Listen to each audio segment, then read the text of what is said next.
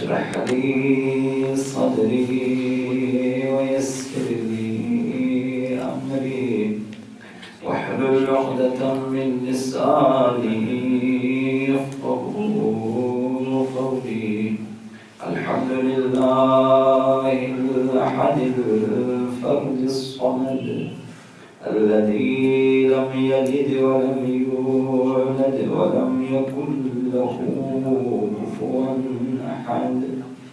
والصلاة والسلام على العبد المؤيد الرسول المسدد المصطفى الأمجد المحمود الحامد الحميد الأحمد حبيب إله العالمين أبي القاسم محمد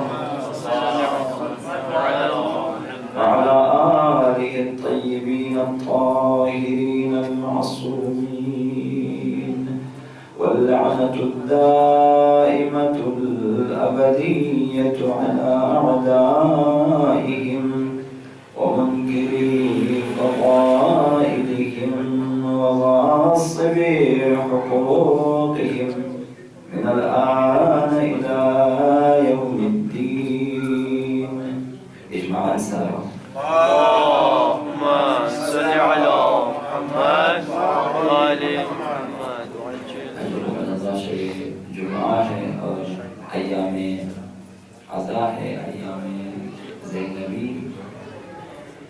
بارگاہ خداوند متعال میں دعا ہے کہ خداوند متعال بحق اہل بیت اطہار، بحق شہدائے کربلا، بحق اسیران کربلا ہمارے تمام گناہوں سے درگزر فرما.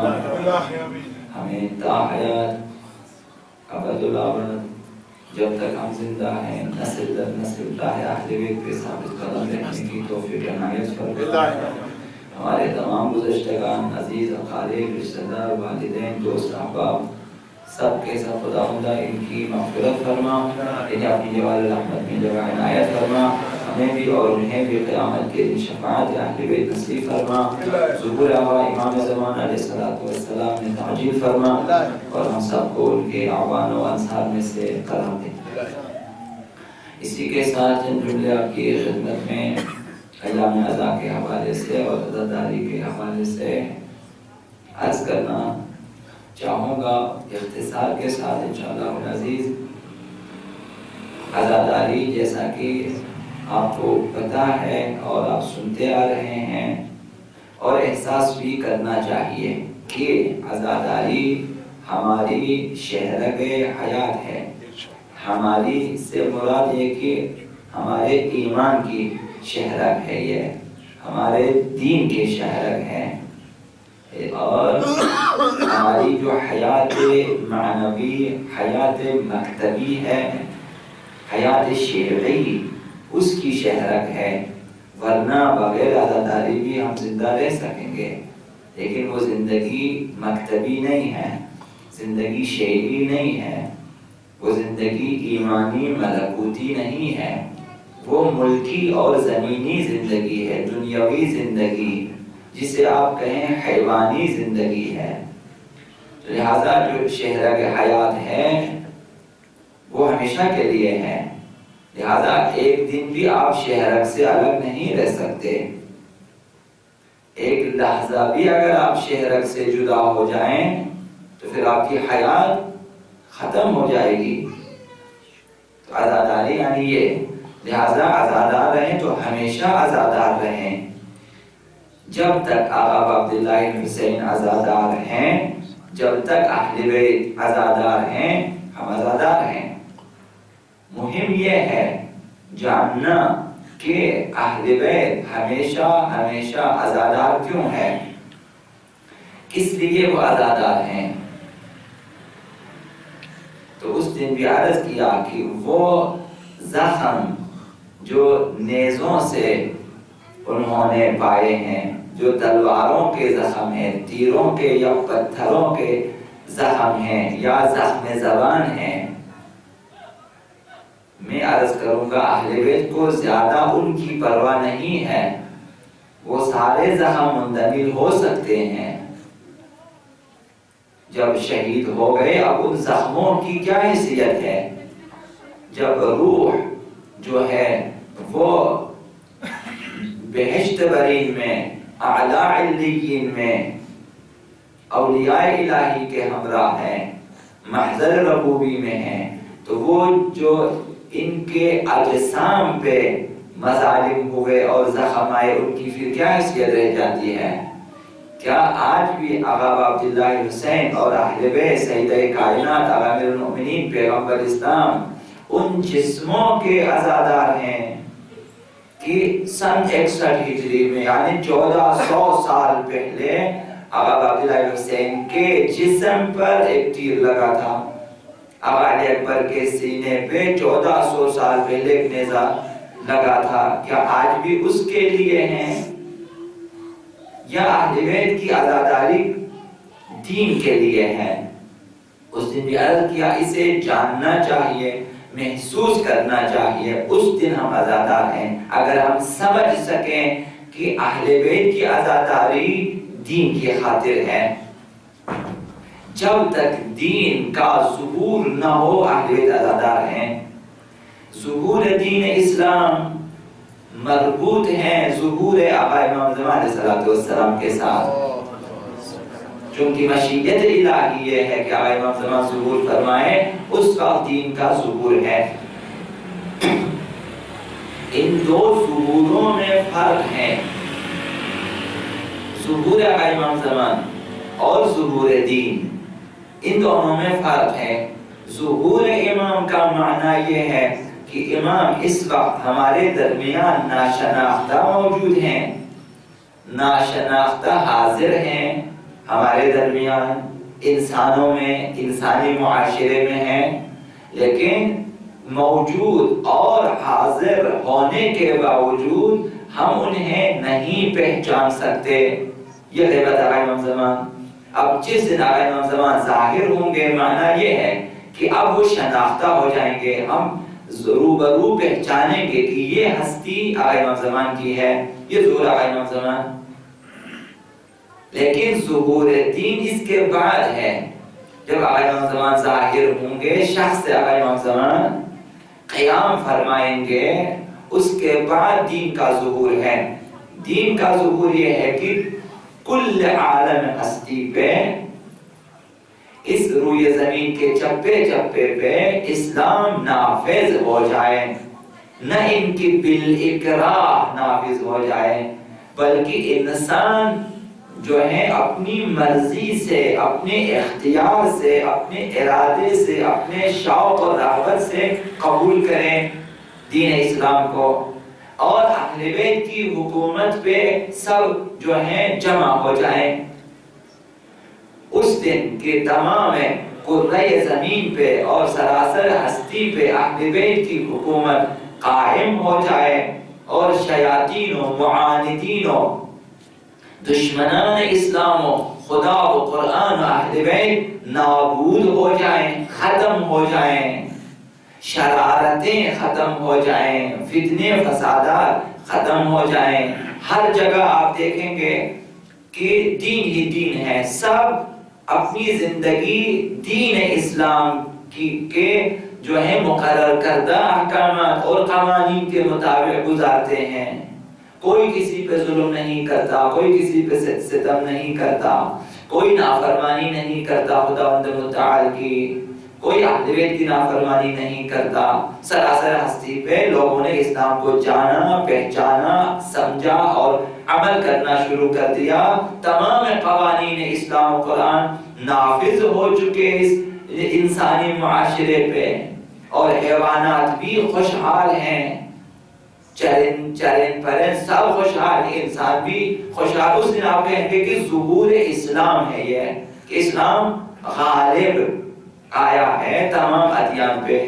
تمام ادیان گزشتہ ان کے وہ بے رنگ ہو جائیں گے، وہ ختم ہو جائیں گے، سب اسلام میں داخل ہو جائیں گے، دین و دین اسلام میں، اور اہل بیت کی حکومت پہ سب متفق ہو جائیں گے. اور قوانین مکتب اہل بیت کے مطابق سب اپنی زندگی گزاریں گے، زندگی مادی، زندگی معنوی گزاریں گے، اور روئی زمین پہ جہاں تک ممکن ہے انسان ترقی کرے گا۔ اس دن ظہور اسلام ہے۔ تو ظہور آقا امام زمان کے بعد ظہور آقا امام زمان مقدمہ ہے ظہور اسلام کے لیے۔ جس دن اسلام ظاہر ہوگا، غالب آئے گا ادیان، اس دن اہل بیت کی عزاداری شاید کم ہو جائے۔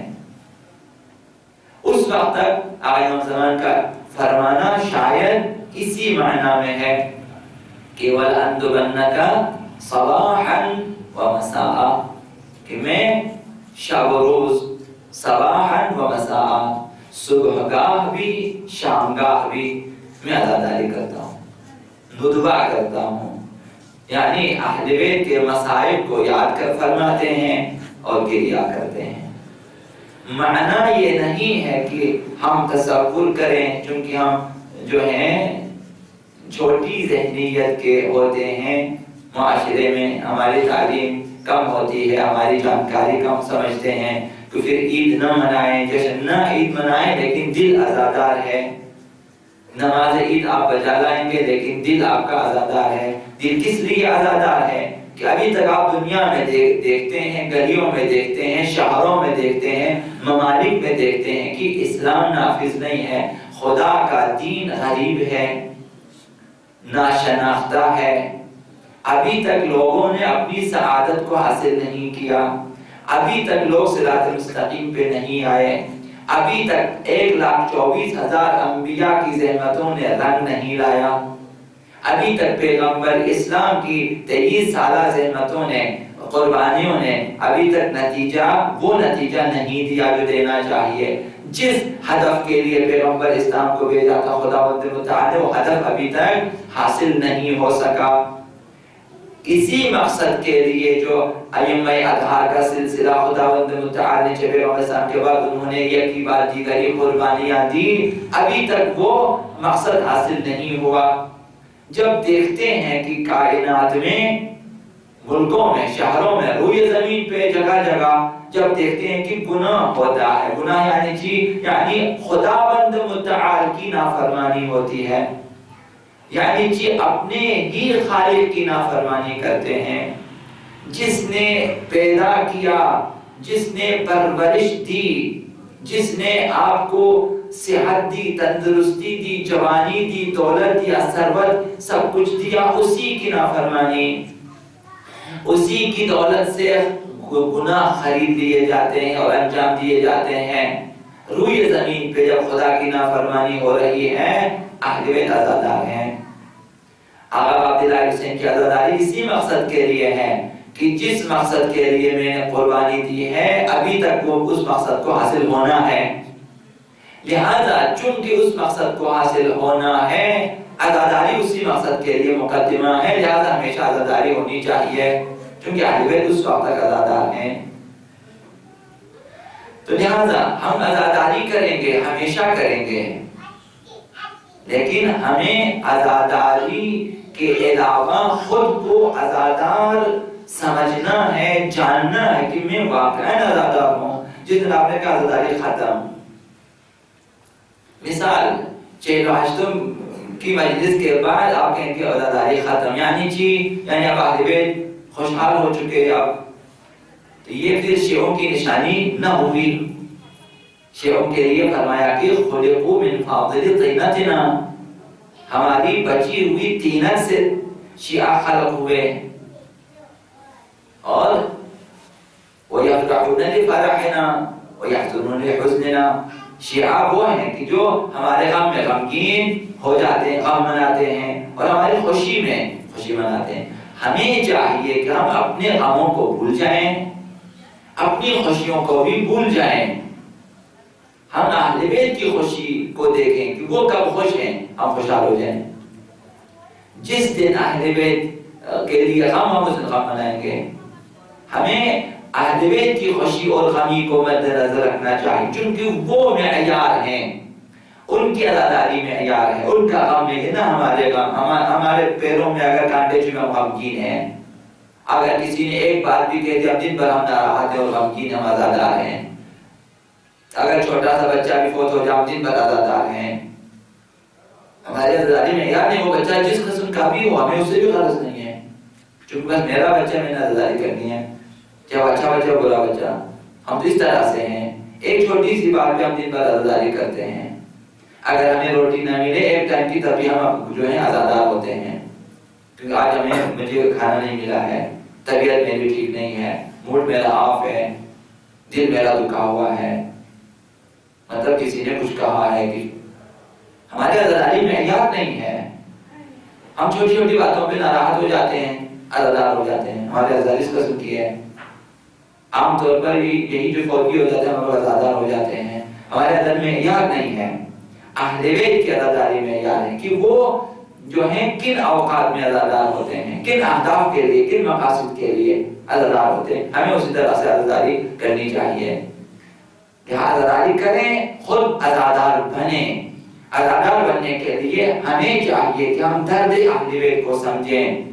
درد اہل بیت درد اسلام ہے، یہ میں نے عرض کیا.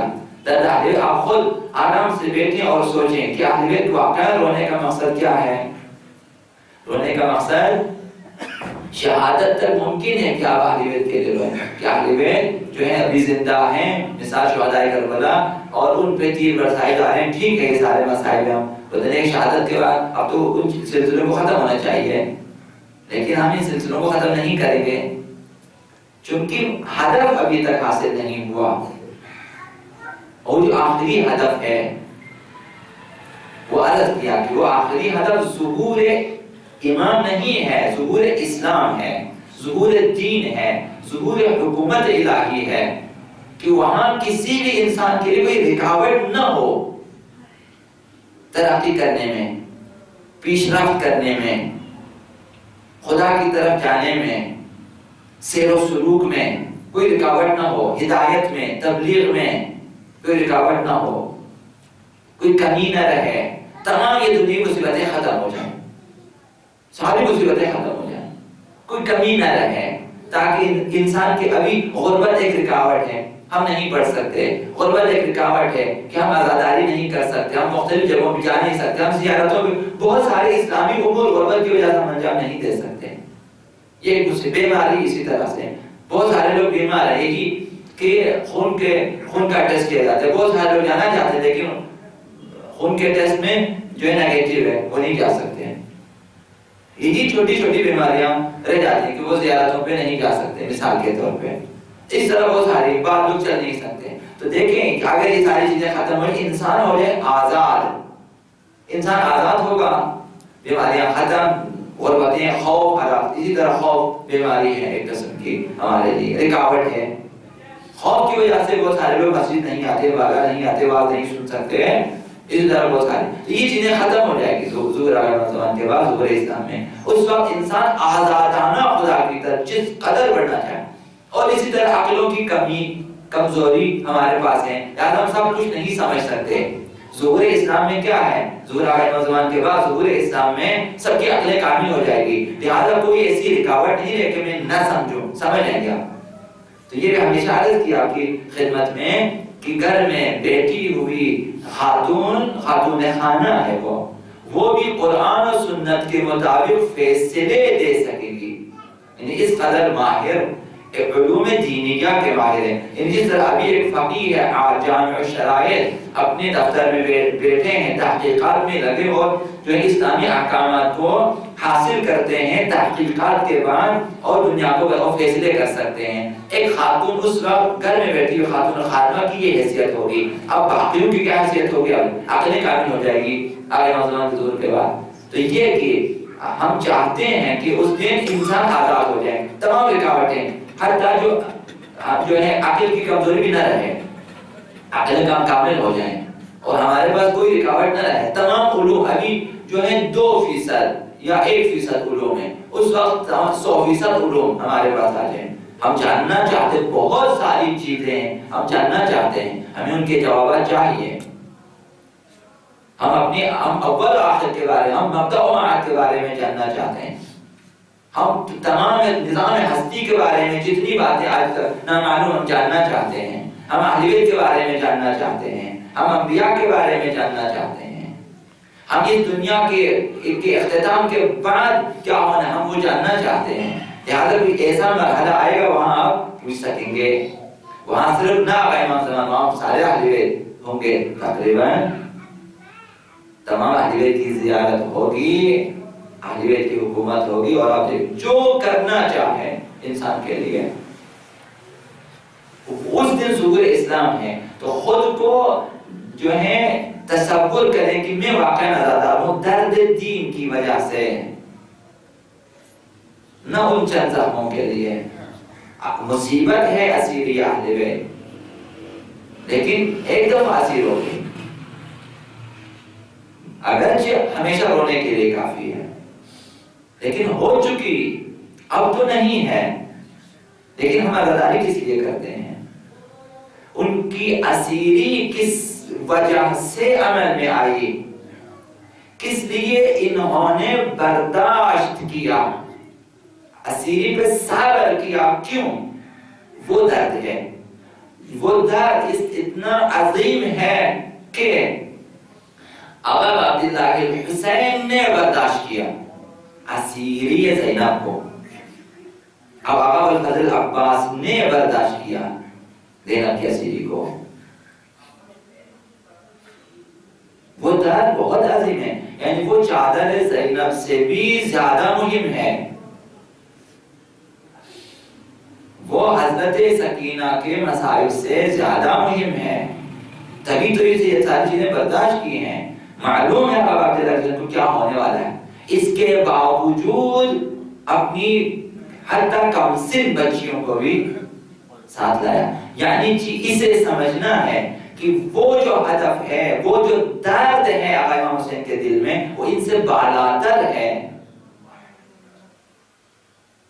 وہ ان سے بالاتر ہے۔ حضرت سلمان کے بارے میں آقا امام حسین کے بچپنے کے حالات بعض نے لکھا ہے کہ آقا امام حسین باقی چھوٹے بھی تھے اور رو رہے تھے۔ حضرت سلمان نے جا کر سوال کیا کہ آپ کس لیے، آپ یا بچے ہیں اور آپ رو رہے ہیں؟ جواب نہ دیا، پھر پوچھا دوبارہ سے بارہ، فرمایا کہ سلمان تم سن نہ سکو گے اگر میں بیان کروں۔ کہا کہ آپ نے نہیں سنا کہ آپ کے نانا نے فرمایا سلمان من اہل بیت، سلمان ہم اہل بیت میں سے، بس آپ مجھے بتا دیں۔ ابھی بعض لوگوں نے لکھا مجھے نہیں معلوم، فرمایا کہ سلمان میں بڑا ہو جاؤں گا ایک دن، خداوند مجھے ایک بیٹا عنایت کرے گا، اس کا نام علی ہوگا، علی اکبر ہوگا، دشمن اس کو شہید کریں گے کربلا میں۔ ایک اور بیٹا ہوگا جس کا نام علی اصغر ہوگا، وہ میرے ہاتھوں پہ ہوگا، شہید ہوگا، اور خداوند مجھے ایک بھائی عنایت فرمائے گا، اس کا نام عباس ہوگا، اور وہ نہر فرات کے کنارے دشمن اسے شہید کر دیں گے۔ اس طرح مصائب بیان کیے، اور پھر حضرت زینب کا نام لیا کہ سلمان میری زینب، یہاں رک گئے، یہاں رک گئے، یہ برداشت کیا۔ ہم عزادار ہیں، واقعاً اگر عزادار ہیں، عزائے حسینی کو سمجھیں اور درد دل آقا عبداللہ حسین کو سمجھیں۔ سوال ہوگا کہ درد دل آقا امام حسین کیا ہے؟ اسیری زینب؟ بس سوال یہی ہوگا کہ اگر یہی آخری درد ہے تو پھر اسے قبول کیوں کیا؟ آپ مدینے میں ان کو رکھ لا سکتے تھے، آپ کسی طرح سے انہیں بچا سکتے تھے، لیکن آپ نے چاہا، پیغمبر اسلام نے بھی آپ کو بتا دیا کہ ان اللہ کا شاء یراہن سوایا، یہ اسیر ہوں گی. آپ یہ ساری باتیں سن کے آئے ہیں کربلا، تو ظاہر ہے کوئی اور درد ہے کہ اس کی خاطر یہ درد برداشت کرنا ہے آپ کو. درد اسیری ہے. شہزادہ علی اصغر کا درد آسان تھا، فرمایا کہ یہ بھی آسان ہے خدایا، کیونکہ تیری نگاہوں کے سامنے یہ سب کچھ ہوا. کہہ سکتے تھے کہ آقا عبداللہ حسین آپ بچا سکتے تھے علی اصغر کو، بچا سکتے تھے. آپ کے سامنے کربلا نے تیر چلایا ہے، آپ چھپائے رہتے اسے، آپ ہٹ جاتے راستے سے، ہٹ جاتے. آپ دیکھ رہے تھے کہ کربلا آگے سے اس نے تیر چلانا ہے، آپ اتنا ہو جائے، آپ بچا سکتے. یہ آخری درد نہیں ہے، کوئی اور درد ہے. اس کے خاطر اس درد کو کہ جس کے لیے تا قیامت گریا کرے کم ہے، اس درد کو گوارا کیا. وہ درد دین ہے، وہ درد دین ہے. تو ہمیں ایک قدم آگے درد شہداء کربلا سے ہٹ کر آگے ایک قدم کی درد دین پیدا کریں، تب ہمارا رونا دھونا سب کچھ معنی پیدا کرے گا، مفہوم پیدا کرے کہ آپ نے آپ میں کیوں رو رہا ہوں. لہذا اس وقت ہے کہ ہم اصل درد کی دوا کے لیے قیام کریں گے، ورنہ یہ جتنے درد کربلا میں اجسام میں شہداء اور جو ہے اجسام میں اسیران کربلا پہ وارد ہوئے ہیں، ان کا بھی اب مداوا نہیں کر، کیا کریں گے؟ وہ جو تعزیانے پڑھنے سے پڑے، ابھی آپ کیا کرو گے؟ واپس نہیں کر سکتے آپ. ابھی تو تمام جو ہے بہشت غریب میں خدا متعال کے محضر ربوبی میں ہیں سب کے سب. ابھی آپ کیا کرو گے؟ آپ علی اکبر کے لیے کچھ کر سکتے، بالکل نہیں کر سکتے. تو آپ کیوں روتے ہیں؟ صبر کرنا بہتر ہے. اس مرحلے میں آپ کو چپ بیٹھنا چاہیے. لیکن اگر درد دین ہے، چونکہ وہ درد ابھی تک ہے، ابھی تک وہ قابل علاج ہے کہ دین کی نصرت آپ کر سکتے ہیں. ابھی بھی اگر چاہتے ہو تمام زخم جو قلب آقا امام حسین پہ، روح آقا امام حسین پہ ہے، اگر مداوا کرنا چاہتے ہیں دین کی مدد کریں. یہ مرہم ہے. درد دین کو سینے میں لے کر عزاداری گریا کریں، وہ آنسو مرہم ہے. درد دین کے لیے کچھ کریں اور روئیں کہ یہ وہ دین ہے جس کے لیے میرے مولا نے قربانی دی. یہ سمجھ کر جماعتوں میں آ جائیں کہ یہ وہ نماز ہے جس کے لیے میری زینب اسیر ہو گئی، یہ وہ دین ہے. یہ سمجھ کر ماہ مبارک رمضان میں روزے رکھیں کہ اس کے لیے علی اصغر شہید ہوئے ہیں، یہ وہ تمام اہل بیت، یہ سمجھ کر انجام دیں. تب آپ کو جو ہے احساس کریں گے کہ ان کی قیمت کیا ہے. ہمارے لیے دین مفت میں ملا ہے، ہمیں کیا معلوم؟ ہم آزاداری الگ سے کرتے، دین الگ سے. یہی چیزیں ہیں. اس دن بھی عرض کیا کہ ایک نوجوان نماز نہیں پڑھتا، درد آئے حسین یہ ہے کہ یہ جوان کل جہنم میں جائے گا. آئے حسین کو یہ درد ہے، وہ نہیں چاہتا کہ ایک جوان جہنم میں جائے.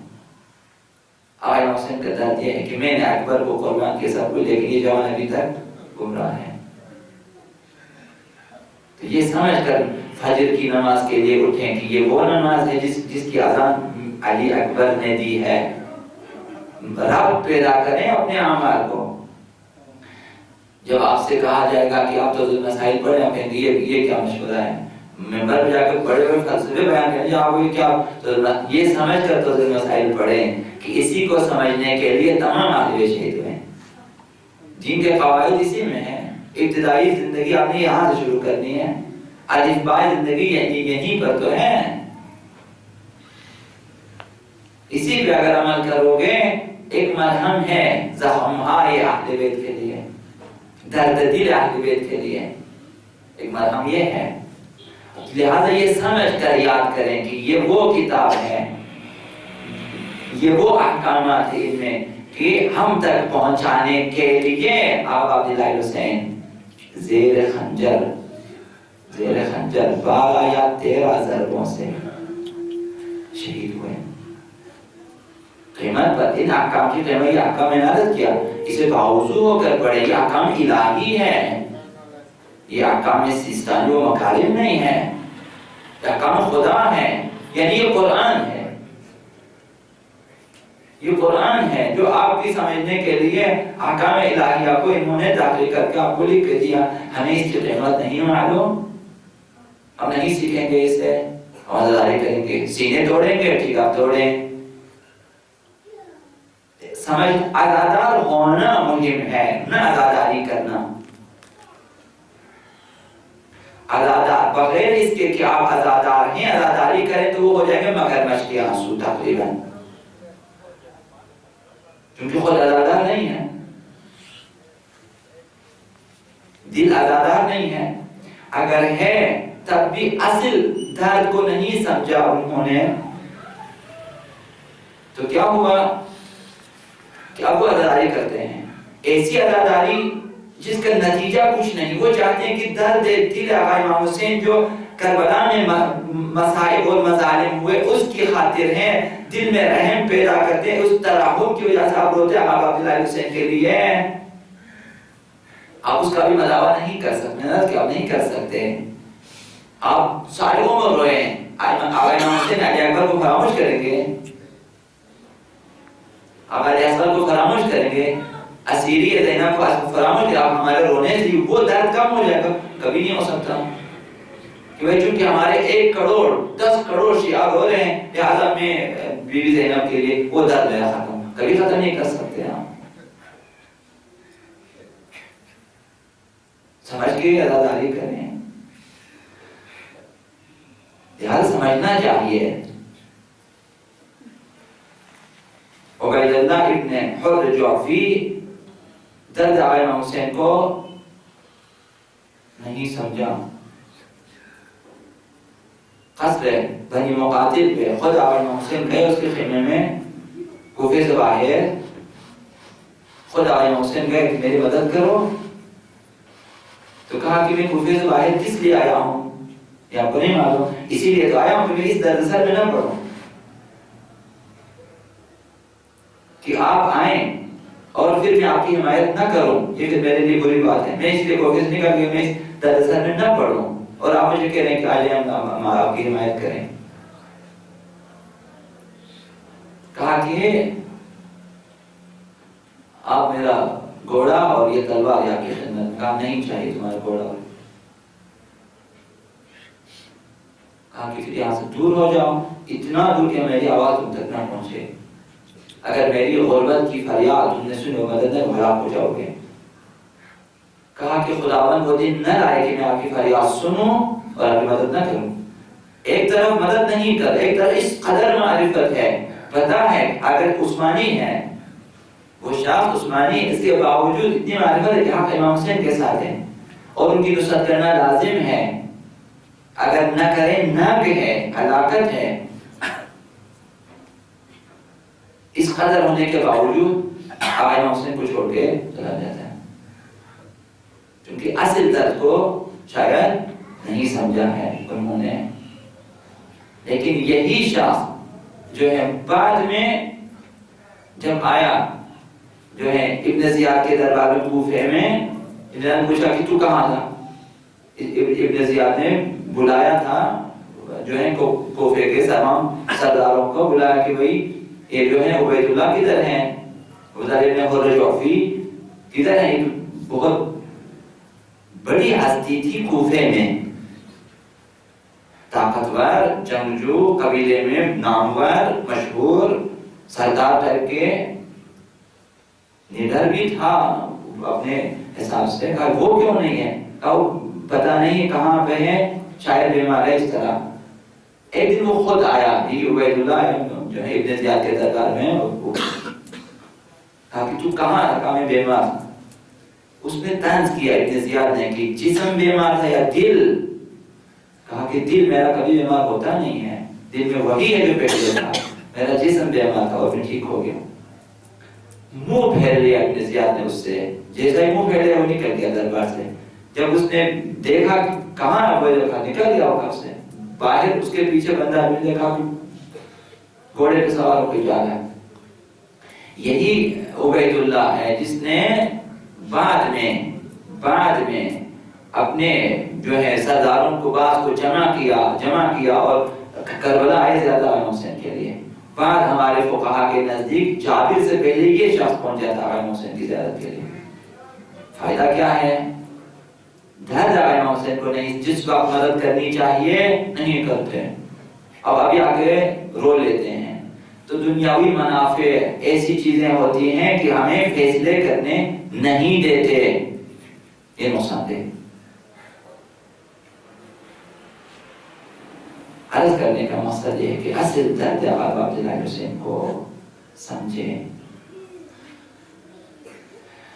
یہ تمام چیزیں جنہیں آقا عبداللہ حسین نے خدا متعال کی مرضی کے لیے، مصلحت دین کے لیے، ان تمام چیزوں کو خرید لیا، خدا متعال قبول کیا. ایک مصیبت کو آقا عبداللہ حسین نے قبول کی. اور عصر عاشور تک میں نے عرض کیا کہ عصر عاشور تک کربلا کی جنگ کا ایک مرحلہ ختم ہو چکا. حسینیوں نے حسینی کردار ادا کیے. وہ جو آئے تھے حسینیوں نے اپنا کردار ادا کیا. اب اس کے بعد جنگ کا دوسرا مرحلہ ہے. اب وہ درباروں میں لڑی جائے گی اور بازاروں میں لڑی جائے گی. اب وہ جنگ تماشائیوں کے ہجوم میں لڑی جائے گی. وہ رسن بستہ خواتین مخدرات عصمت لڑے گی. وہ جنگ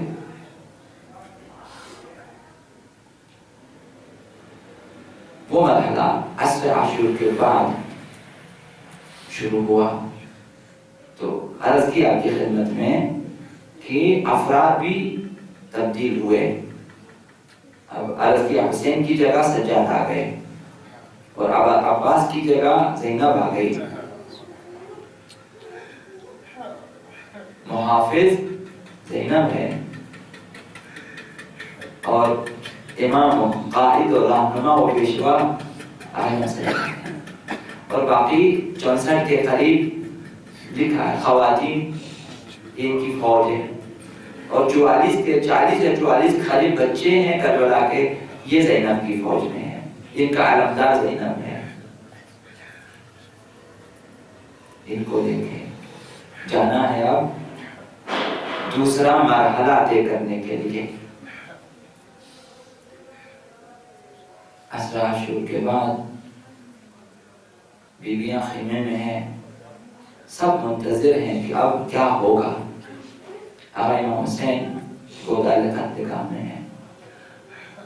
سکینہ منتظر ہیں کہ بابا کی کوئی خبر آ جائے. زینب منتظر ہیں کہ حسین کی کوئی خبر آ جائے. جس نے خبر لایا وہ ذوالجناح تھا. آنے کی آواز آئی. سکینہ نے سوال کیا پھوپھی اماں بابا آ گئے ہیں. یہ گھوڑے کی آواز ہے، بابا کے گھوڑے کی آواز. کہا پھوپھی اماں اجازت ہے کہ میں جا کے دیکھوں؟ کہا بیٹی جاؤ دیکھو. خیمے کے در پہ نکلی. سکینہ نکلی. دیکھا کہ لگامیں ٹوٹی ہوئی ہیں، زین چکی ہوئی ہے، پیشانی پہ خون ہے. ذوالجناح خبر لے کر آیا. سکینہ آگے بڑھی. گھوڑے کی گردن میں ہاتھ ڈال دی. سوال کیا میرے بابا کی سواری، میرا بابا کہاں ہے؟ میرا بابا کہاں ہے؟ کیا میں یتیم ہو گئی؟ کیا میرے بابا شہید ہو گئے ہیں؟ اگر شہید ہوئے تو پانی پلایا یا پیاسا شہید کیا؟ سکینہ کے دل پہ یہ داغ ہے کہ بابا کو پانی نہ ملا. اب اس کے بعد کیا ہوا؟ کربلا میں زلزلہ آیا. خون کی بارش شروع ہو گئی. سرخ آندیاں چلی، سیاہ آندیاں چلی. زمین و آسمان کے درمیان الاقت قتل الحسین بکربلا کی آواز गूंजी। औलिया मुकर्रमा ज़ैनब परेशान हो गए, आ गई हजरत सज्जाद की खिदमत में। अर्ज किया कि बेटा उठो। कहा फूफी अम्मा क्या खबर है? अभी अभी तो बाबा गए थे मैदान में, अभी अभी तो बाबा ने अलविदा किया था, क्या हुआ? अब कौन सी खबर है? कहा बेटा क़यामत हो रही है, उठ के देखो, बताओ हमें क्या करना है। कहा अम्मा खीमे का पर्दा उठा ले, मैं देखूं मैदान में हुआ क्या है। पर्दा हटाया, बुलंदतरीन नेज़े पे बाबा का सर नजर आया। सलाम किया, अस्सलाम अलैका या अबा अब्दुल्लाह। बाबा सज्जाद का सलाम। फरमाया फूफी अम्मा मैं यतीम हो गया हूँ और आप असीरी के लिए आमादा। उसके बाद क्या हुआ? मशअल बगदाद आ गए, खीमों को जलाना शुरू कर दिया। सैयद सज्जाद की खिदमत में आए, सारे खीमे जले। एक खीमा था जिसमें सैयद सज्जाद हैं, वो खीमा जल रहा है। औलिया मुकर्रमा ज़ैनब ने सवाल किया, बेटा अब इस हाल में हम क्या करें? हमारी चादरें छिप चुकी हैं, खीमे जल रहे हैं, हुक्म क्या है कि हम इन्हीं खीमों में रहें, जल के मर जाएं या हम मैदान में बिखर जाएं? सैयद सज्जाद से पूछा कि बीवियां किस तरह मक्तल में गई? तस्बीह के दाने दिखाकर फरमाया कि इस तरह तस्बीह के दाने बिखर जाते हैं, बच्चे और बीवियां मक्तल में बिखर। ज़ैनब ने सवाल किया, बेटा सरों पे चादरें नहीं है, फिर भी हम मक्तल में निकल जाएं? ये बात किताबों में लिखा, अर्ज कर रहा हूँ। सैयद सज्जाद ने मुट्ठी भर खाक उठा ली, ज़ैनब के सर पे डाल दी, फरमाया कि खाके करबला से अपने सरों पे पर्दा कर ले और निकल जाए, चेहरों को अपने बालों से छुपाए, निकल जाए। बीवियां बिखर गई और या मुकर्रमा ज़ैनब उस खीमे में बार बार जो चल रहा है जाती हैं, वापस निकल आती हैं शोलों की वजह से। रावी ने सवाल किया है कि बीवी इसमें कौन सा कीमती सामान है? फरमाया यहाँ कोई और चीज तो नहीं, मेरे भाई की यादगार इसमें। शोलों में गई, सैयद सज्जाद को हाथों पे उठा के ले आए और आका अब्दुल्लाह हुसैन की बारगाह में फरियाद की कि भैया देख आपकी अमानत को मैंने जलते खीमों से निकाल के लाया।